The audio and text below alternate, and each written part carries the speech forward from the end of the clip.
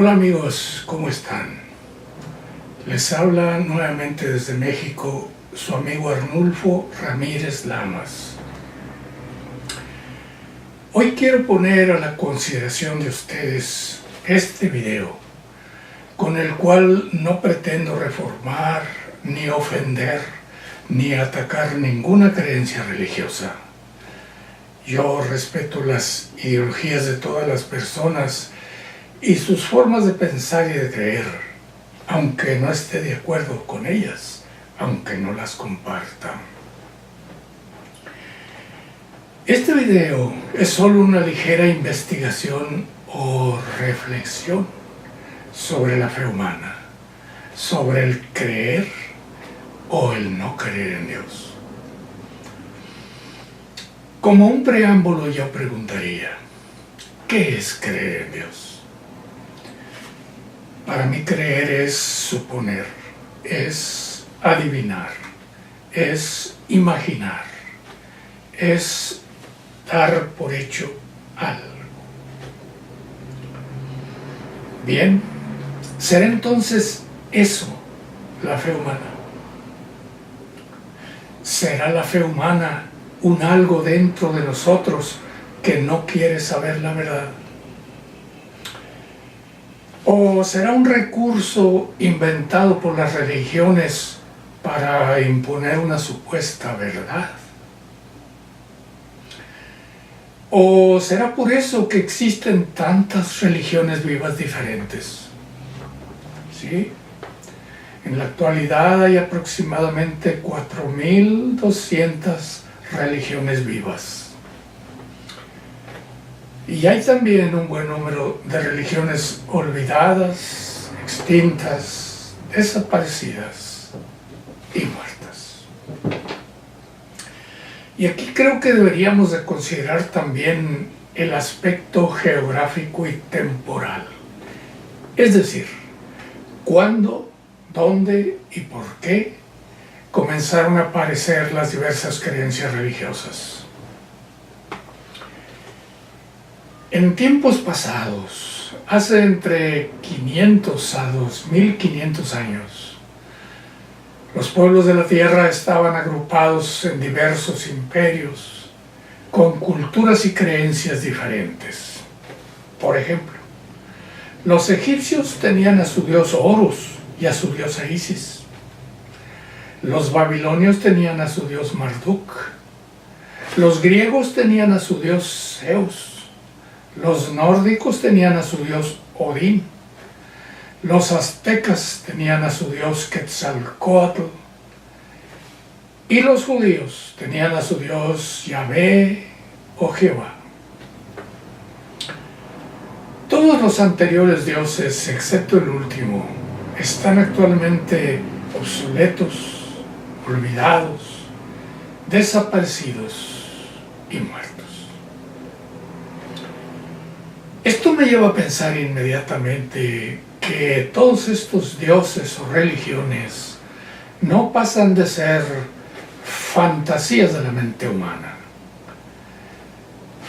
O dicho de otra manera, invención del hombre, ¿no creen?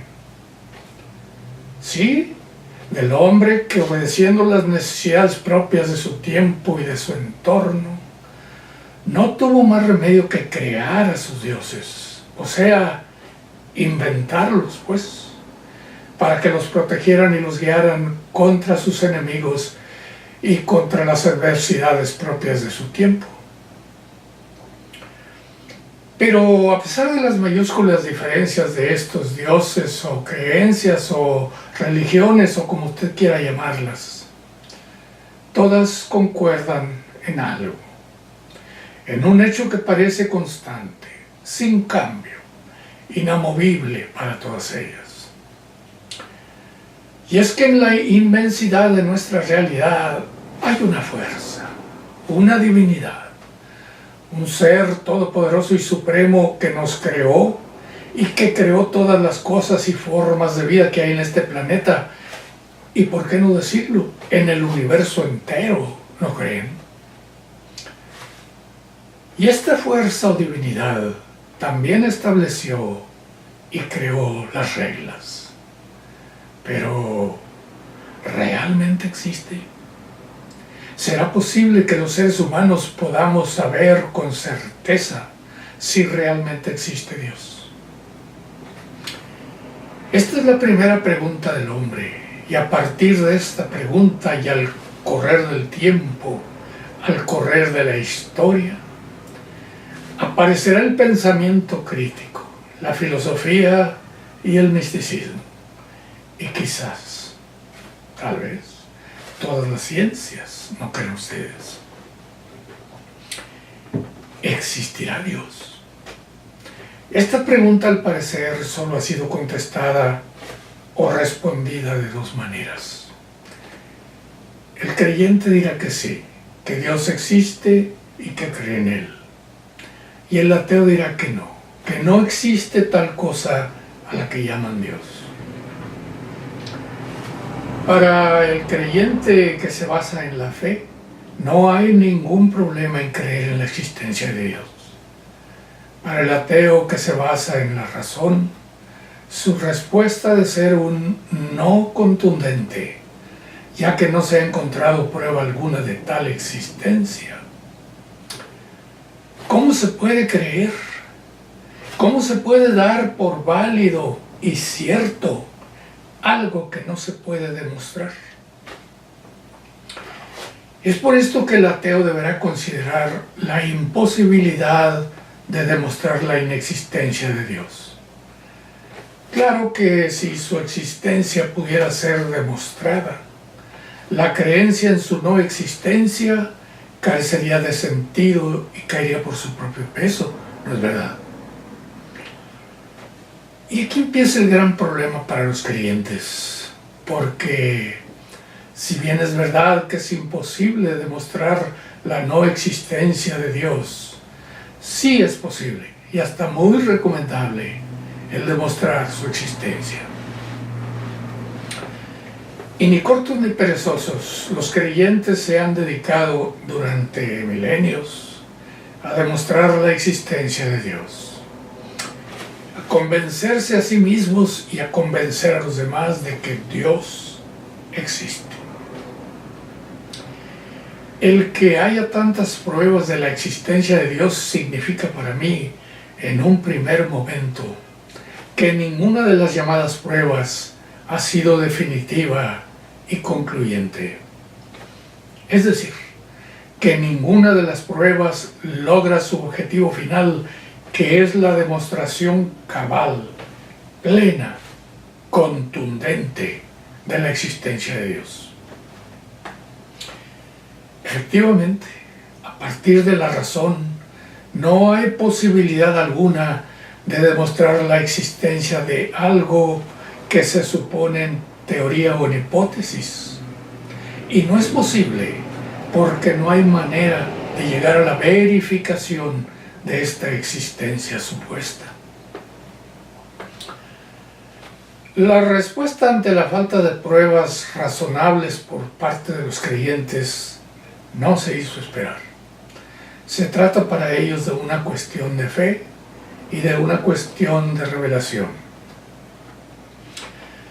La revelación consiste en creer a partir de ciertos textos que no se discuten, porque el mismo Dios se manifestó o reveló en estos textos a los hombres. O dicho de otra manera, la revelación es el acto por el cual un ser supremo desvela, revela, muestra, garantiza su propia existencia a los hombres, ya que implícitamente se supone que el hombre, por su sola razón, no puede llegar jamás a las llamadas verdades reveladas. Observemos inmediatamente que se trata ante todo de separar al hombre de su razón, de su juicio, de su crítica, de su pensamiento. No se le pide que piense, al contrario, se le pide que no piense, que solamente acepte que Dios existe. Y Dios, o el Supremo Hacedor, comprendiendo las limitaciones que ya ahora son prohibiciones al hombre decir revelarse, exhibirse, darse a conocer a los hombres. Hay tantas revelaciones como religiones, es decir, existen tantas prohibiciones de pensar con la razón como religiones existen. Los dioses se revelan por medio de libros escritos por iluminados o profetas.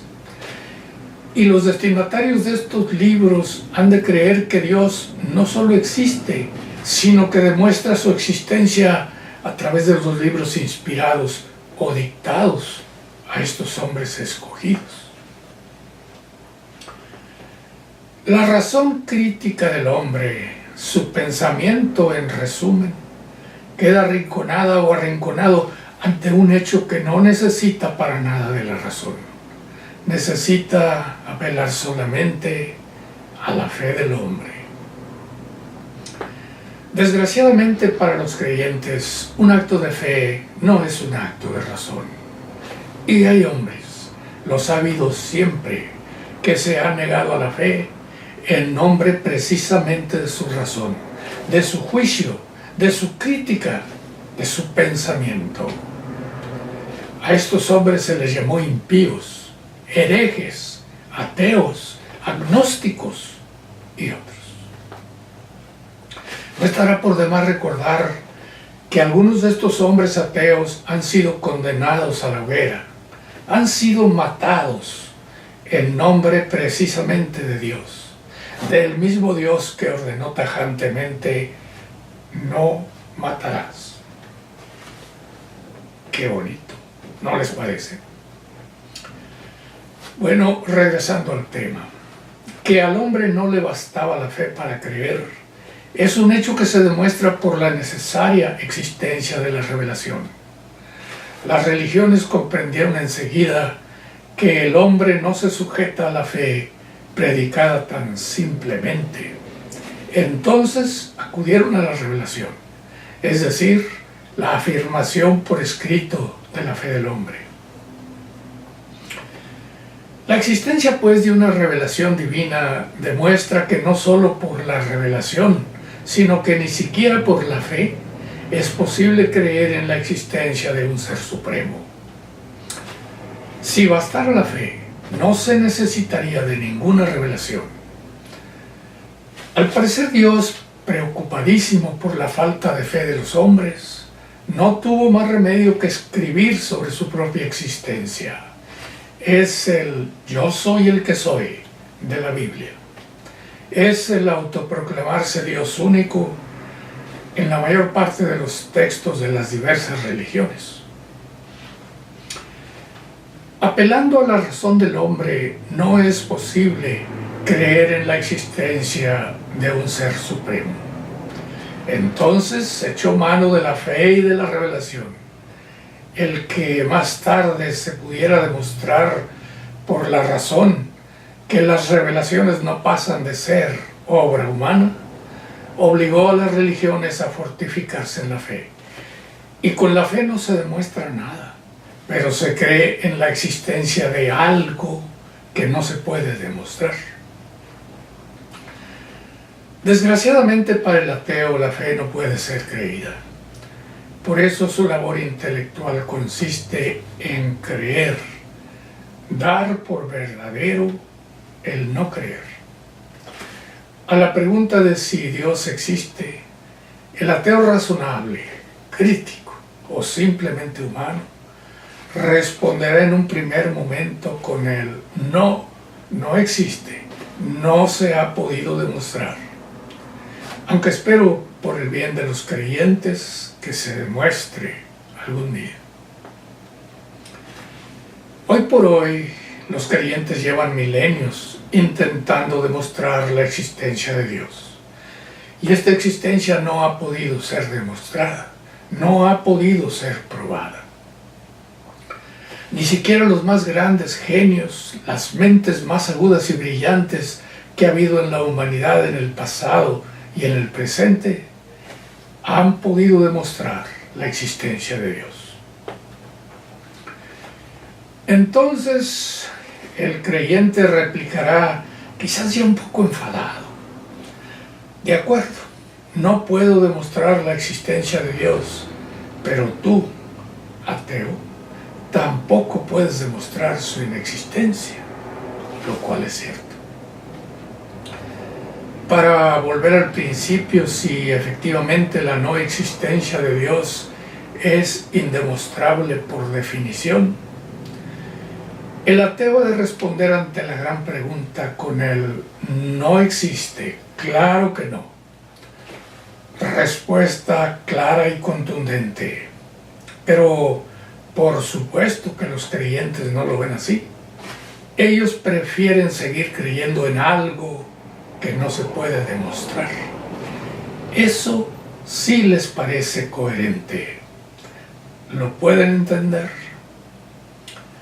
Bueno, y para terminar, solo quiero decir una cosa, que como dijo Epicuro, hay que respetar a los dioses, aunque no se cree en ellos.